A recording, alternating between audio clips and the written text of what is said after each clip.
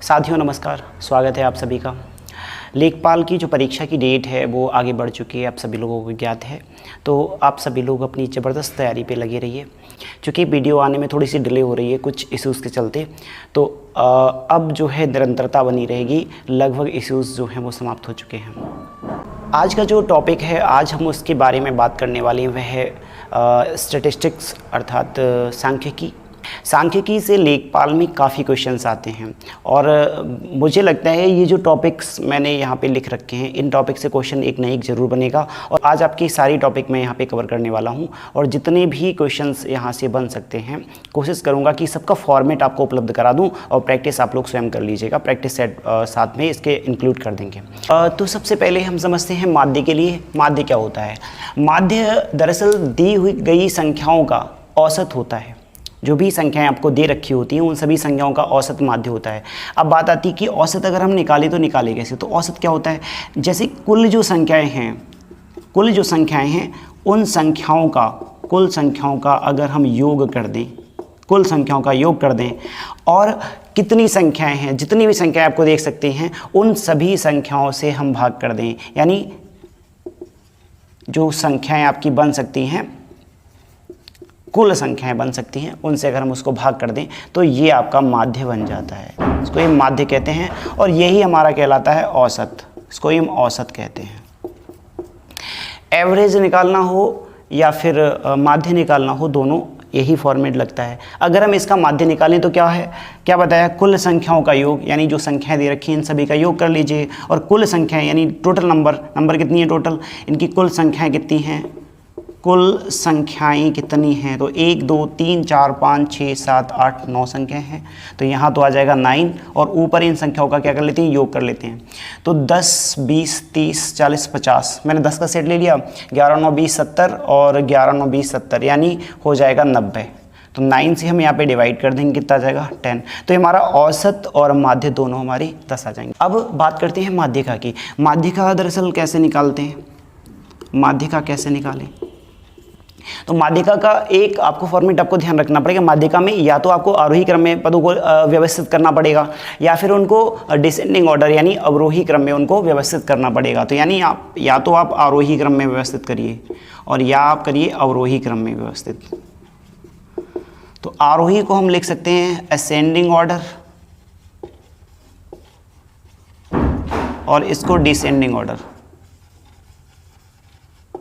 Descending order. इनमें से किसी एक में व्यवस्थित कर लीजिए, मतलब इतना आपको करना है। तो हम यही जो पद दे रखे हैं इनको हम या तो असेंडिंग में लिख लेते हैं, डिसेंडिंग में लिख लेते हैं। तो सब ये हो गया। अब हम क्या करते हैं, इन जो असेंडिंग क्रम में लिखे हुए हैं इनमें सब क्या करते हैं, जब भी माध्यिका निकालनी हो तो हम ये देखेंगे कितनी नंबर है, इनकी संख्या कितनी है। टोटल हमने गिना 1 2 3 4 5 6 7 8 9, 9 संख्या है। अब हम क्या करें, 9 को 2 से डिवाइड करें, कितना आ जाएगा, 4.5 आ जाएगा। ठीक है, तो 4.5 तो कोई संख्या मिलेगी नहीं, या तो 1 2 3 4 5 मिलेगा या फिर 4 मिलेगा। तो 4 मिलेगा या 5 मिलेगा, 4.5 नहीं मिलेगा। तो हम साढ़े यानी जो दशमलव वैल्यू इसको हटा दें तो हमें क्या मिलेगा, 4 मिल जाएगा। यानी 4 पद हम इधर के छोड़ दें, 4 पद हम इधर के छोड़ दें तो हमारे लिए जो भी मिलेगा वो क्या मिल जाएगा, वो हमारी सीधे सीधे माध्यिका हो जाएगी। तो हमारी ये माध्यिका यानी हमारा मीडियन हो जाएगा, ये हमारा मीडियन हो जाएगा। इसके बाद अब प्रॉब्लम ये आती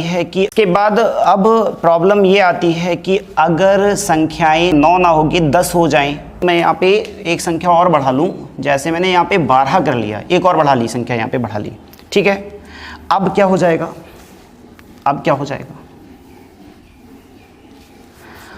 अब यहाँ पे संख्याएं हो गई हैं टोटल 10, यानी नंबर कितनी हो गई है, 10 हो गई हैं।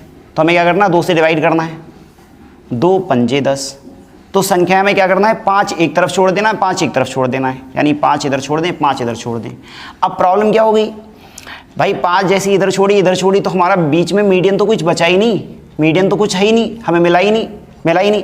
तो हमें बस वही जो बीच की संख्याएं, इन 2 संख्याओं को एक साथ ले लेना है, ये संख्याओं को हमें एक साथ ले लेना है। 10 और 10 इनको एक साथ लीजिए और 2 से भाग कर दीजिए, क्योंकि संख्याएं कितनी हैं, 2। 10 और 10 हो जाएगा 20 और 2 से भाग कर देंगे तो क्या आ जाएगा, हमारा मीडियन 10 आ जाएगा। फिर भी हमारा मीडियन 10 आएगा। क्यों? यहाँ पे दो फॉर्मेट बन सकते हैं, या तो n आपकी हो सकती है सम और या n हो सकती है आपकी विषम। तो विषम या सम के लिए हमें ध्यान रखना है, विषम होगा तो विषम में तो आपको डायरेक्टली सीधा सीधा दिख जाएगा, कुछ पद इधर छूट जाएंगे, कुछ पद इधर छूट जाएंगे और जो बचेगा वो हमारा डायरेक्टली हो जाएगा। बहुलक को हम मोड कहते हैं और ये दरअसल क्या होता है, जो संख्या सबसे अधिक बार रिपीट हो रही होती है वही हमारा बहुलक कहलाता है। अब 10 फिर 10 और यहाँ 10 और फिर 10 और ये फिर 10, तो 5 बार हमारा क्या है 10 है जो सबसे अधिक बार रिपीट हो रहा है, तो इसका हमारा बहुलक कितना हो जाएगा, बहुलक सीधा सीधा हो जाएगा 10। क्यों? जो सबसे अधिक बार रिपीट होती है वही हमारा बहुलक हो जाती है। एक बहुलक निकालने का तरीका और हो सकता है, कैसे? देखिए, जब आपको माध्यिका दे दी जाए, माध्यिका आपको ज्ञात हो और आपको क्या दिया हुआ, माध्य आपको दे दिया जाए, दो चीज़ें दे दी जाएं, तब आप बहुलक कैसे निकाल सकते हैं? तो आपका बहुलक निकालने का तरीका होगा 3 माध्यिका माइनस 2 माध्य। ठीक, तो आपको ये ध्यान में रखना है, बहुलक निकालने का तरीका होता है 3 माध्यिका माइनस 2 माध्य। अभी हमने थोड़ी देर पहले इसका माध्य निकाला था, तो माध्य कितना आया था, माध्य आया था इसका 10, और हमने माध्यिका भी निकाली थी, माध्यिका निकाली थी, वो भी कितनी आई थी इसकी 10 माध्यिका आई थी। तो माध्य भी 10 आया था और माध्यिका भी 10 आई थी, तो दोनों चीज़ें आई थी, तो हम इसका बहुलक निकाल लेते हैं। तो 3 गुणा माध्यिका, माध्यिका 10 है, माइनस 2 गुणा माध्य, माध्य भी हमारा कितना है 10 है, और यहाँ पे 3 की 10 से गुणा कराएंगे तो 30 हो जाएगा, 2 की 10 से कराएंगे तो 20 हो जाएगा, और कितना आ जाएगा, देखिए बहुलक कितना आया 10। और इससे पहले अभी हमने बहुलक कैसे बताया था, जिसकी बारंबारता सबसे अधिक हो, बारंबारता सबसे अधिक हो, जो सबसे अधिक बार आया हो, ठीक है ना। तो सबसे अधिक बार क्या है 10 10 10 10 और 10 सबसे ज़्यादा बार है, तो यहाँ पे क्या हो जाएगा, सीधा सीधा 10 हो जाएगा। अब यहाँ मतलब ये जो तरीका है मतलब तब हम तब के लिए बता रहे हैं जब आपको माध्यिका दी जाए और माध्य दे दिया जाए, क्योंकि ऐसे सीधा सीधा तो आप बता सकते हैं कितना 10 है। अब ये क्वेश्चन ना दे दिया जाए, माध्यिका दे दी और माध्य दोनों चीज़ें आपको दे दी, तब आपसे पूछा जाए बहुलक कैसे निकलेगा, तो सवाल तो ये ऐसे होगा नहीं, केवल माध्यिका दे दी जाएगी और माध्य दे दिया जाएगा, फिर आप इस तरीके से इस सूत्र को लगा के कर सकते हैं। अब नेक्स्ट टॉपिक इसमें क्या आ रहा है, परिसर आ रहा है। क्या होता है परिसर? सबसे बड़ा पद, सबसे बड़ा पद ले लीजिए और सबसे छोटा पद, यानी जो भी सबसे छोटा पद होगा उसका क्या होता है, अंतर होता है। तो सबसे बड़ा पद इसमें देखिए कितना है 11, भाई सबसे बड़ा पद हमारा 11 हो जाएगा, और सबसे छोटा पद कितना है 9 है, तो 11 में से 9 घटा देंगे कितना आ जाएगा 2, और हमारा यही हमारा परिसर है जिसको हम रेंज कहते हैं। परिसर को हम ऐसे समझ सकते हैं कि हमारे पास जितने भी पद दे रखे हैं उनका विस्तार कहाँ से कहाँ तक है।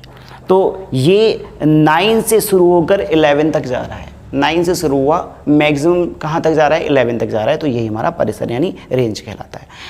देखिए सबसे पहले विचरण, प्रसरण या प्रसार को समझ लेते हैं। देखिए विचरण कैसे निकालेंगे, सबसे पहले आप इनका माध्य निकालिए, तो माध्य निकाल लेते हैं। माध्य निकालने का क्या तरीका बताया था कि सभी संख्याओं को जोड़ लीजिए, 10 20 30 40 50 20 70 और 20 90। माध्य निकालने के लिए क्या करना है, सभी संख्याओं को जोड़ दीजिए और जितनी नंबर हैं टोटल 9 है और उनसे डिवाइड कर दीजिए, तो हमारा ये माध्य हो गया। तो यहाँ पे अब आपको थोड़ा सा ध्यान देना है, बस यही जो स्टेप है वो आपको समझना पड़ेगा। माध्य निकल गया, बारी बारी से इसको घटा लीजिए, 9 में से 10 घटाइए, कितना बचेगा, चाहे इसमें से इसको घटा दीजिए या इसमें से इसको घटा दीजिए, दोनों में से फ़र्क नहीं पड़ेगा। क्यों नहीं पड़ेगा वो हम समझाते हैं आपको। 9 में से 10 घटाइए, कितना बचेगा, -1 बचेगा, और तुरंत इसका वर्ग कर दीजिए, प्लस 10 में से 10 घटाइए, जो भी आए उसका वर्ग कर दीजिए, और 10 में से फिर 10 घटाइए, जो भी आए उसका वर्ग कर दीजिए, 11 में से 10 घटाइए, जो भी आए उसका वर्ग कर दीजिए, 10 में से 10 घटाइए, वर्ग कर दीजिए, 11 में से 10 घटाइए, वर्ग कर दीजिए, 9 में से 10 घटाइए, -1 आया और इसका वर्ग कर दीजिए, 10 में से 10 घटाइए, वर्ग कर दीजिए और इस 10 में से इस 10 को घटाइए, वर्ग कर दीजिए। बस ये सब हमें इनका क्या कर लेना है, ऐड कर लेना है। अब देखिए मैंने बताया था कि चाहे इसमें से इसको घटा दीजिए या इसमें से इसको घटा दीजिए, फर्क क्यों नहीं पड़ेगा, क्योंकि हमें क्या करना पड़ेगा, अंतर का वर्ग, क्या कर रहे हैं, अंतर का वर्ग कर दे जाए। और जब भी हम किसी चीज़ का वर्ग कर देते हैं, जैसे माइनस का अगर हम वर्ग कर दें तो क्या हो जाता है, ये प्लस हो जाता है, इसीलिए हमको कोई फ़र्क नहीं पड़ता। तो 1 का वर्ग कितना हो जाएगा, 1 हो जाएगा, 0 का 0 हो जाएगा, फिर 0 का 0 हो जाएगा, फिर 1 का 1 हो जाएगा, फिर 0 का 0, फिर 1 का 1 हो जाएगा, फिर 1 का 1 हो जाएगा, और ये सब 0 और 0 रहेगा। तो 1 2 3 4 हमारे पास टोटल कितना जाएगा, 4 आ जाएगा। जब हमारा ये फाइनल आंसर आ गया तो हमें टोटल संख्याओं को गिन लेना है, यानी टोटल नंबर कितनी है हमारी, यहाँ पे टोटल नंबर है हमारी कितनी, 9 नंबर हैं, 1 2 3 4 5 6 7 8 9, और उसी 9 से यहाँ पे डिवाइड कर देना है। तो यही हमारा क्या हो गया, विचरण हो गया, विचरण हो गया। चाहे विचरण कह लीजिए या प्रसरण कह दीजिए या फिर प्रसार कह दीजिए, यही हमारा विचरण, प्रसरण या फिर प्रसार। ये हमारा प्रसरण भी है और ये हमारा प्रसार भी है। ठीक, सब चीज़ें यही हो गई। तो अगला जो हमारा कॉन्सेप्ट है, अगला सीखेंगे वो क्या है, हमारा मानक विचलन। अब देखिए मानक विचलन को हम कैसे निकालें, मानक विचलन, इसको निकालने के लिए हमारे पास जो भी विचरण या प्रसरण या प्रसार आता है तो हम उसका रूट निकाल लेंगे, यानी हमारा जो प्रसरण आएगा उसका क्या कर लें, रूट कर दीजिएगा, तो हमारा क्या हो जाएगा, मानक विचलन हो जाएगा। अब यहाँ पे जो मानक विचलन होता है, एक बात आपको मैं बता दूँ, पहले ही बता दूँ आपको, जो आपका मानक विचलन होता है तो वो सदैव प्लस में रहता है, यानी मानक विचलन ऑलवेज पॉजिटिव रहता है। तो वैल्यू किसी की पॉजिटिव करने के लिए क्या करना है, जैसे माइनस का a है, हमें पॉजिटिव लेना है तो हम इस पर मोड लगा दें और ये मोड के बाहर निकल के क्या हो जाएगा, प्लस का a हो जाएगा सदैव। तो हो सकता है ये वैल्यू कभी कभी निगेटिव में चली जाए।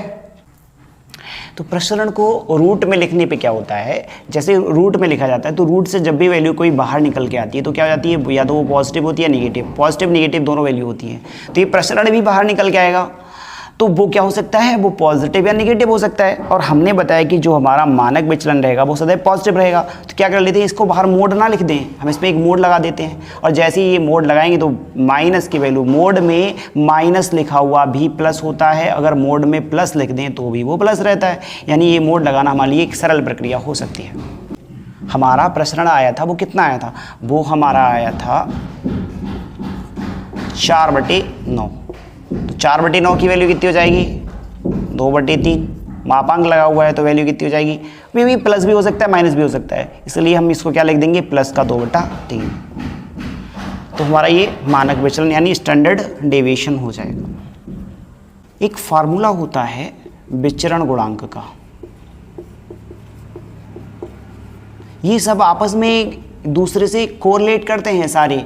तो विचरण गुणांक निकालने के लिए एक फार्मूला आपको याद रखना है, SDM × 100, बस ये याद में रखना है। और यहाँ पे SDM क्या है, SD जो है हमारा मानक विचलन है और M हमारे यहाँ पे मीन है।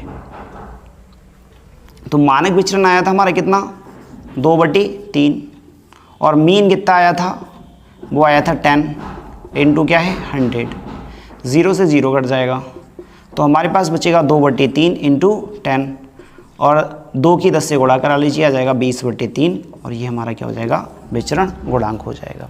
ठीक है, तो ये जो टॉपिक था वो लेखपाल के लिए बहुत ही इंपॉर्टेंट था। इसमें से क्वेश्चंस ज़रूर बनेंगे ही बनेंगे, बनते ही हैं। और तो ये जो टॉपिक है क्लियर, आपको बेहतर तरीके से, बेहतर ढंग से क्लियर हो गया होगा। अगर आपको हमारा कंटेंट अच्छा लगता है तो जुड़े रहिए हमारे साथ, बने रहिए चैनल के साथ और ऐसे सपोर्ट करते रहिए। Thank you, thanks for watching.